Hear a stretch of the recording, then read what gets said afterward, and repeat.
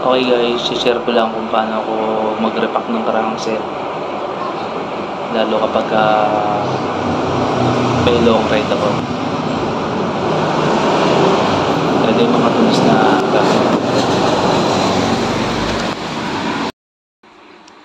Ito yung mga pangunahing tools na gagamitin ko para makapag-repack ako ng crankset. Una, itong 5mm na allen, sa 10mm na allen, at grasa. Kanya lang di siya item. Siyempre basahan. Okay guys, sisimulan na natin kung paano magbaklas ng crankset, kung paano mag-repack sa mabilis na paraan. Kailangan meron kayo nito para dito sa M18 na crankset screw nut. Baklasin mo na.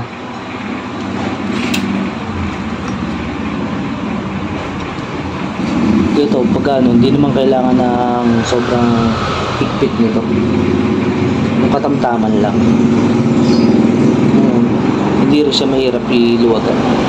Ito una-una kong binabaklas.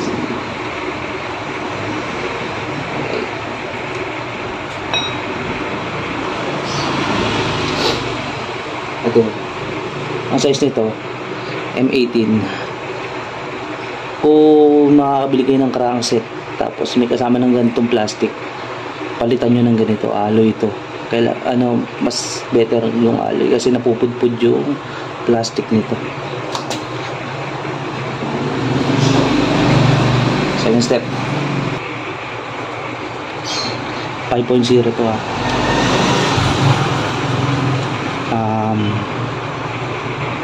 ang pagtanggal nito counterclockwise. Okay, naman sa sa una ko tinanggal yung screw nut, counterclockwise.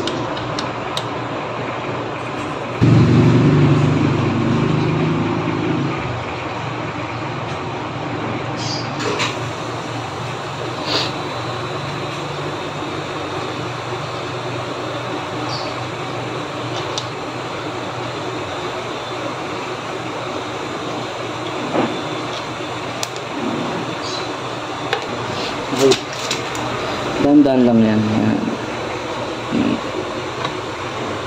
Dumi na.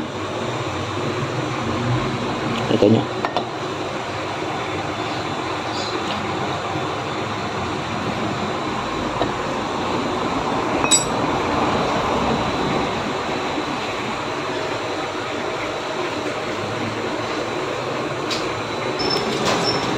Napaklasin natin itong unang kamay sa kaliwa ng crankset arm. So, lapit mo. Ang tawag dito sa type ng crankset na to, halotech. Nasa labas yung pinaka-bearing, kaya madali siyang linisin kung kumpara mo sa square type. So, madali lang pagpaklas nito. Huwag nyo babaklas itong dust cover nang nakalawit pa to. Kailangan iuusan nyo muna to bago mo sa tanggalin. Ito. Okay. Dali lang yan. Tsaka mo siya babaklasin. Tsaka mo siya ngayon babaklasin. Dali lang baklasin ito. Kung may mga luma kayo, tsane, pwede na to. Bilis na naman ito baklasin. Yan.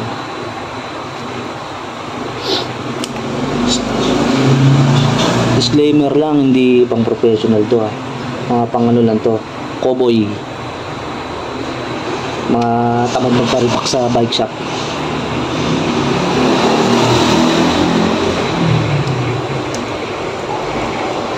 Ito siya, kabila ganun din. Meron pa to, ito siya sabi ko sa'yo, yung pinakasid ng bearing. Madali lang naman baklasin yan.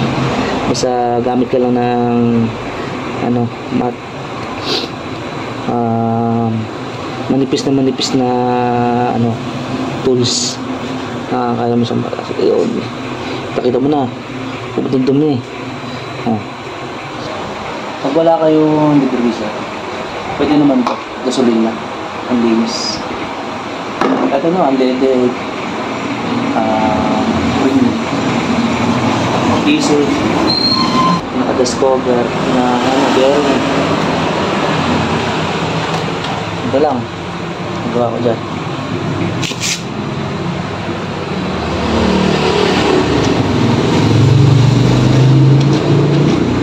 Pilisan lang yan.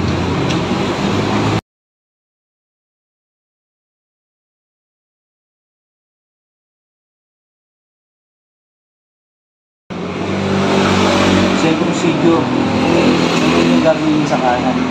Yung ginawa niyo sa kaliwa, gawin niyo sa kanan. Tanggalin niyo ito.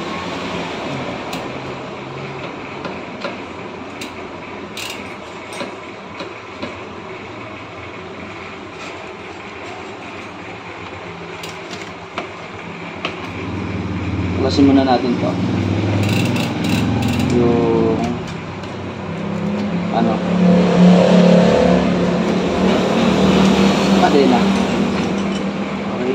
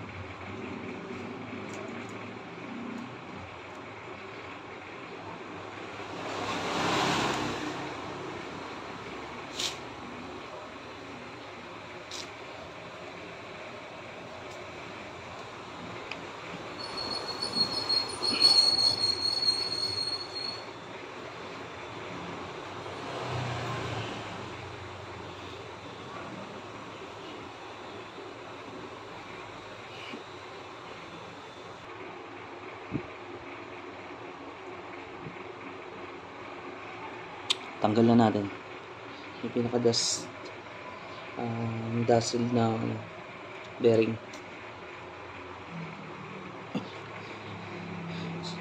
Lilisin din, ganun din. Gamit ang gasolina.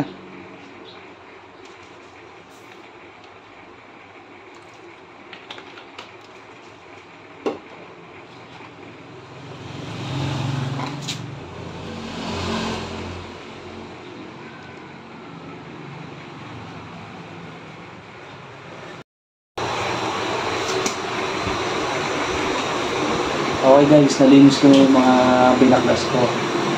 Ngayon, kakapit na natin ulit. Yung ginagamit kong rasa. Hindi siya item. Paubos na.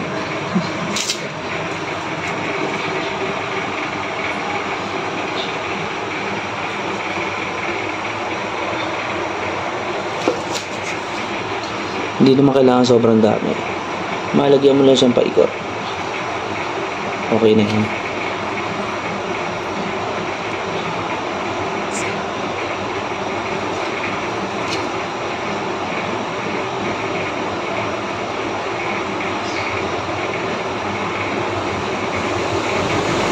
Yun din sa kabila gagawin.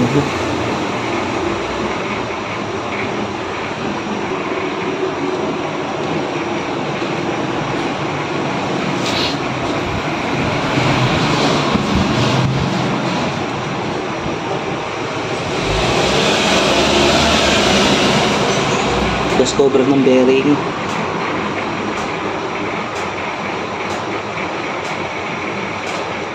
Discover ng pinaka hollow tip.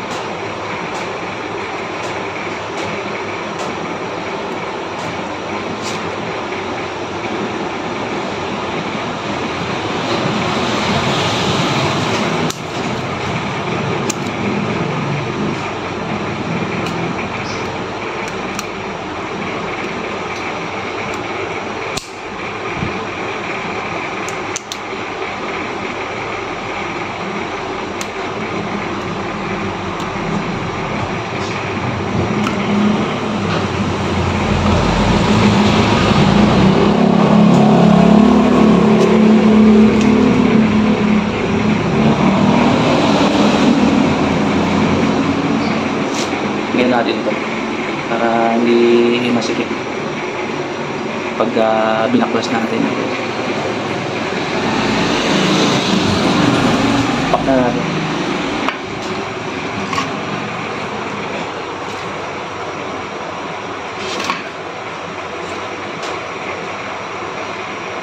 Pwede na natin lagay yung kadena. Daan-daan lang para walang magasgas.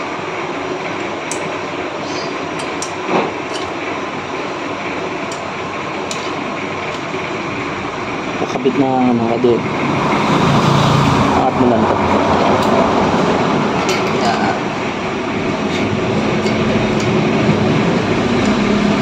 Yan.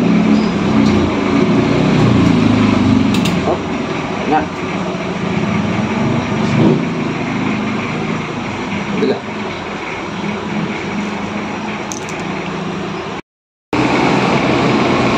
Doon sa kabila, ganito rin. Nasa?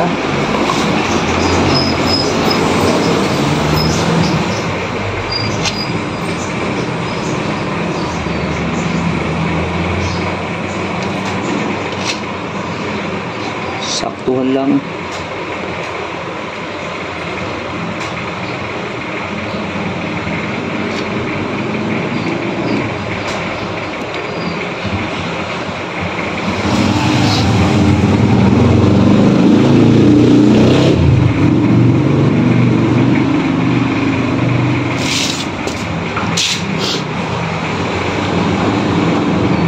Siltong bearing.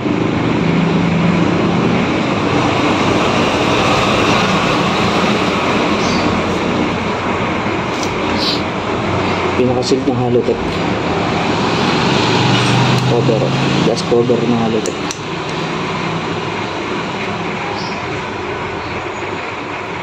Hindi natin para hindi madulas, ay para madulas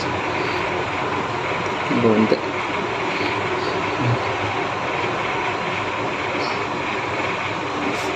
Mas yung ginamit ko.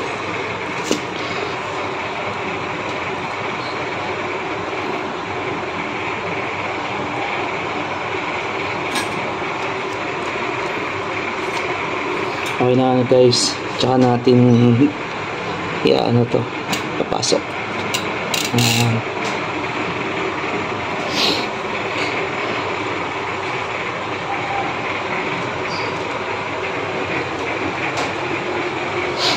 Take note guys, pagka magkakabit kayo nito,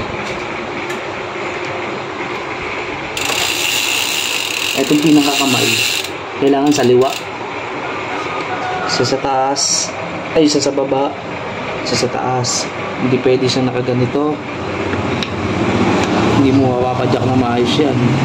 Kailangan kung ano pantay nito, ganun din siya rito. Okay, kasi hindi nyo mapapadyak na maayos yan. Madali lang naman ito. Nakabit ko na. Pinakamalinaw yan para hindi nyo natin yan. Tried ko nyo na. Ano sa liwa? Tsaka nyo sa ikabit. Na.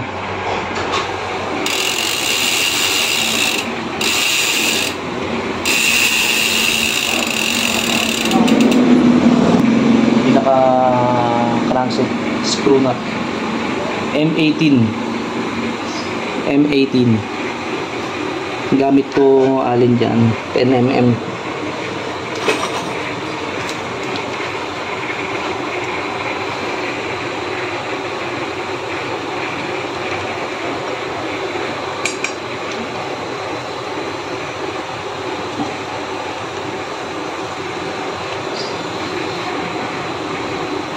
Dito guys, hindi kailangan ng ano, sobrang higpit. Katamtaman lang yung alam mong hindi na ito kakalog. Ayan, luwag pa siya.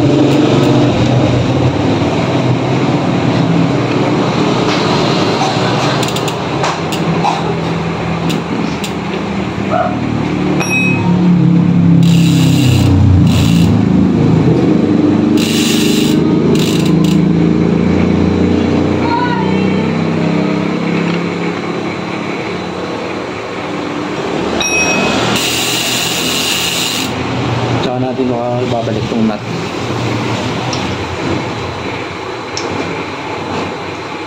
Alternate lang din ang pagigpit para hindi ma-persa pa.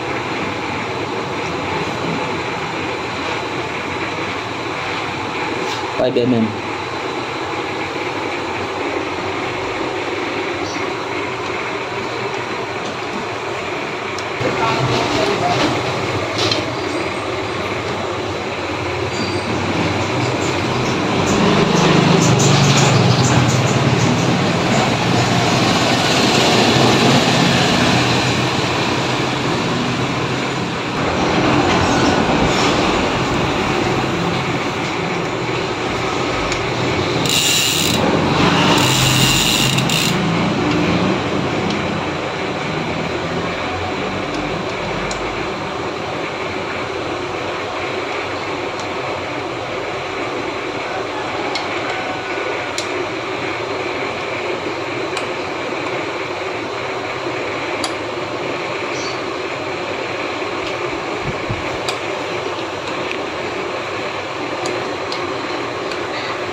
Huwag naman sobrang higpit to guys ha. Baka maputol naman yung alin. Pinaka tornilyo.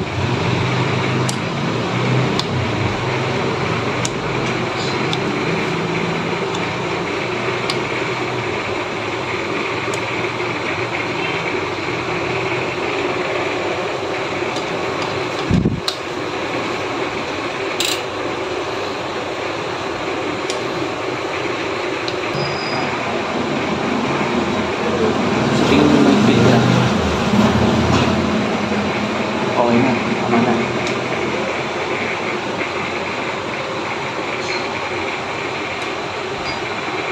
Tsaka yung pa-final ko.